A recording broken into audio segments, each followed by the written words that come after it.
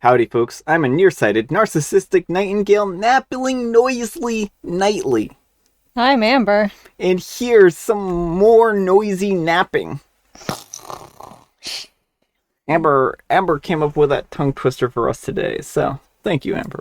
You've once again redeemed yourself. Alright, folks, our first letter is titled, Am I a Jerk for Mocking My Friend's Husband's Weight? I'm a 22-year-old female, and my best friend Jenny, a 23-year-old female, just recently had a baby with her husband, Tom, a 25-year-old male. My boyfriend and I got to meet their baby for the first time last weekend when they came over to our flat for dinner. We have a hot tub on our balcony that my parents gave to us for Christmas last year, and I had told them to bring swimwear so we could use it after dinner. My boyfriend wasn't up to it, so he held the baby while the three of us got ready to get into the hot tub. Jenny was the last person to get changed and came out of the bathroom in a bikini. I thought that she looked amazing, really happy and glowing. But Tom kind of laughed and said something about her still having some weight to lose before she would be as attractive as she was before her pregnancy. I was a bit stunned by that comment, and even though Jenny didn't say anything, her smile disappeared and she looked obviously uncomfortable. She and I had talked about her struggle with dealing with weight gain during her pregnancy, and I thought that Tom's comment was more than a little insensitive. I got angry because I started wondering what he might be saying to her in private if he was this comfortable dropping lines like that in front of other people. So I responded with, "She just had a baby. What's your excuse?" The dude has a hefty beer belly and a double chin, but he thinks that he can joke about a new mom's weight. He got really defensive and told me that I need to learn how to take a joke before stomping off to the hot tub. Jenny chuckled at my comment and I thought that was that. But when they left for the night, Tom pulled me aside and told me to keep my nose out of other people's business. I don't think that I was entirely wrong, but my boyfriend told me that I shouldn't have reacted at all because it really wasn't my business, and I think that Tom's reaction speaks for itself and makes me wonder whether or not I might have been the jerk in this situation. Alright folks, what do you think? Jerk or not the jerk? Not the jerk. While I generally am not on board with making fun of people's weight, this dude is being so insensitive and cruel to his wife, and I think it's fair to point out that this double standard he's created where he can look however he wants, but he wants to bully someone who has just given birth into losing weight.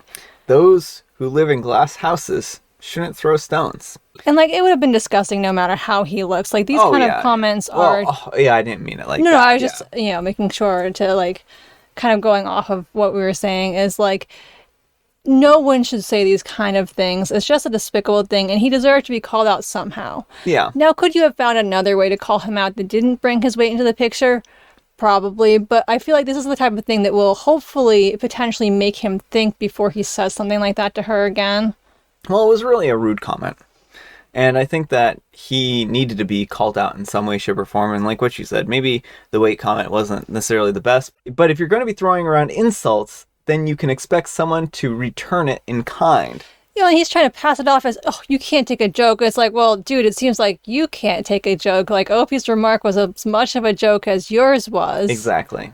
So anyhow, take care and good luck, Opie. And Bob up and downstairs says, not the jerk, insulting your partner in front of other people deserves calling out. Yeah, well, that's another thing is he said this in front of you. As soon as someone says it in front of you, it becomes your business. Yeah. And Kel X says, for sure, so not okay. And KM89 says, not the jerk, you weren't just sticking up for your friend, you personally objected to a statement. He made it your business when he said it in front of you. As someone who used to be in the meek type, who wouldn't stick up for themselves, thank you. The world would be a better place if more people shot down jerks' comments in public, in the moment. Alright folks, and our next letter is titled, Am I a jerk for telling my brother-in-law that he had a week to leave after his kid walked in on me?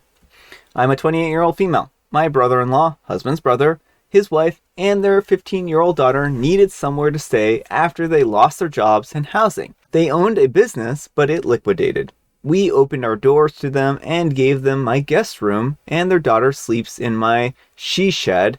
It has AC, internet, cable, bathroom, bed, etc. They've been here for going on to 2 months. Brother-in-law and his wife both have jobs now and are starting to save. We have no problem helping them out. that was never an issue. But going on 2 months without having access to my entire house was bothering me a bit, and my husband and I asked them yesterday to check in to a hotel for the night so that we could have some alone time. Well, they left around 4ish and said that they had already booked a hotel and that they had arranged for their daughter to go to a friend's house. Around 11 p.m., my husband and I were having some drinks and enjoying our alone time in the living room watching a movie, and things got a bit spicy. One thing led to another, etc., etc. Well, in the heat of the moment, we absolutely did not hear the front door open, which we had locked, and in walks our niece, who screams, calls us disgusting, and runs out. My husband calls brother-in-law, and he's mad because this shouldn't have happened. We told them to leave. They said that they arranged everything and that we locked the door. The kid didn't have a key. Well, it turns out that our niece's plans fell through with her friend, and her parents, instead of having her stay in the hotel with them, told her that she just could come back home and gave her the key to the house. As I said, her room is my she said, so it's in the backyard. She didn't need to come inside for anything. But here we are regardless. We asked why they would send the kid back here after we asked for everyone to leave, and they said that they wanted their own alone time as well and thought that it wouldn't be an issue. My husband is utterly mortified and embarrassed, and I told him that they needed to leave. My husband doesn't even feel comfortable walking around the house anymore because of the overstep and lack of boundaries. My brother-in-law says that I'm the jerk because they barely have enough for a down payment. Am I the jerk? Edit to add, if the situation was left alone and the comments weren't being made, I wouldn't make them leave, but our niece makes a point to mention it all the time and tell my husband how disgusting he is, and therefore he no longer feels comfortable in his own home, hence why they need to leave. Alright folks, what do you think? Jerk or not the jerk? Not the jerk. I mean, people who give out your house keys without your consent are doing something they should not be doing and shouldn't have access to your house. Like, it sounds like the niece would have been fine in the she said. I don't know why, since it has a bathroom, I don't know why she had to have a key to the house.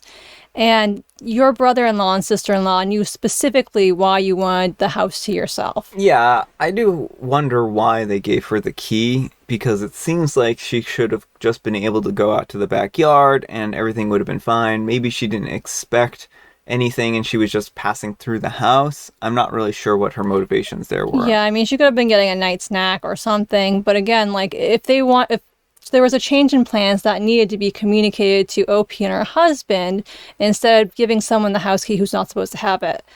Yeah, and I certainly feel bad for them in this situation. And I feel bad for OP's husband, who's now being ridiculed by this 16-year-old, and she's not making the situation any better, right? Well, and that's the thing, is like the parents at the minimum should have talked to their daughter and been like, you need to not be doing this. It's not okay. You can't say these nasty things. And it seems like they just want everything to go back to how it was before, but they don't care that OP's husband doesn't feel comfortable in his own home. Yeah. So I do think that's a terrible situation. I feel bad for OP and their husband. And it certainly is a regrettable situation. I think that the brother-in-law and the wife, they one place that they messed up was giving her the key. And that's the really hard thing to kind of take back at that point in time because they kind of directly caused the issues from that. So... yeah, well, and if they have guaranteed that, daughter's going to be is not going to be home, and OP is expecting that level of privacy, like, again, they need to communicate if there's a change of plans. Yeah. So, anyhow, take care and good luck. And Space Ninja Narwhal says, not the jerk, it's your house, and you asked them to get a hotel. It's not your fault. Your niece's plans fell through. Also, they shouldn't have just told your niece to go back to the house, thinking that it would be fine. You're married as well, so do they think that you're going to be abstaining until they move out? Plus, your niece had no reason to be inside unless she had to use the restroom, and I only say that because I don't know what your she said has. And OP replies, there's a bathroom in there, but I'm going to assume that she came into the main house to use our jacuzzi tub. That's the only thing that we do not have in my she said. She never actually said why she came in to the main house. Info, kitchen, fridge, food. What did the kid actually come in the house for? And OP replies, it has a fridge and she has a bunch of food in there. It doesn't have a stove, but there is a microwave, a hot plate, and a sink. I'm going to assume that she probably came in to take a bath. She likes our jacuzzi tub, but she never said why she actually entered the main house. So that seems like there's even less of a reason to give her a key if there's food in the she shed as is. Natural Garbage 7674 says, not the jerk, and if your niece says anything about you being disgusting again, you should probably remind her that her parents knew what you had planned and still sent her home because they were planning the same thing. If anyone is disgusting here, it's her own parents. Alright folks, and our last letter is titled, I'm a 28-year-old male, and my ex, a 26-year-old female, broke up. I have planned a holiday trip. Her sister, a 24-year-old female, wants to go with me. Thoughts? I'm going to keep this short. A few weeks ago, I bought a flight and accommodation package for a holiday trip to a country my then girlfriend always wanted to visit. We'll call her Jen. I intended to surprise her on her birthday, which is in a couple of weeks. I was on my lunch breaks to get some food at a cafe, and I bumped into her sister. We chatted for a bit, and she asked me what I was planning to do for Jen's birthday. I told her my plans, and immediately her face turned blank. That's when she told me that Jen has been cheating on me a couple of times, and that she could no longer keep it a secret. I went to confront Jen after work about it, and she denied it at first, but eventually she admitted to doing it a few times through our 2-year relationship. I packed my stuff, and I left to stay at my uncle's place. A few days later, I texted her sister to thank her for being honest, and she asked if we could talk in person. She and Jen are no longer speaking to each other, so I agreed. We met for coffee and talked about the situation. She then asked what I was going to do about the trip. I said that I was going to cancel it. She then asked if she can go with me instead of canceling. She explained that she needs space away from the drama as her family is siding against her. Her only condition is that we have separate beds. I told her that I would think about it. Now I feel like I need a little time away, and I also wanted to visit that country. I don't have anyone to go to that has time to travel with, and I'm not romantically interested in her. Thoughts? Alright folks, what do you think about this one? What are our thoughts? Do not go with the sister. Like, if you want to go solo, chill. If you want to cancel the trip, cool. But I would be very, very wary of going with the sister. It seems mighty convenient that she only told you about the affair after you mentioned the trip. And then when you tell her you're planning on canceling it, she's like, oh, but I really need a trip away from my family. Yeah, I mean, there seems to be coincidence after coincidence, and I'm not sure.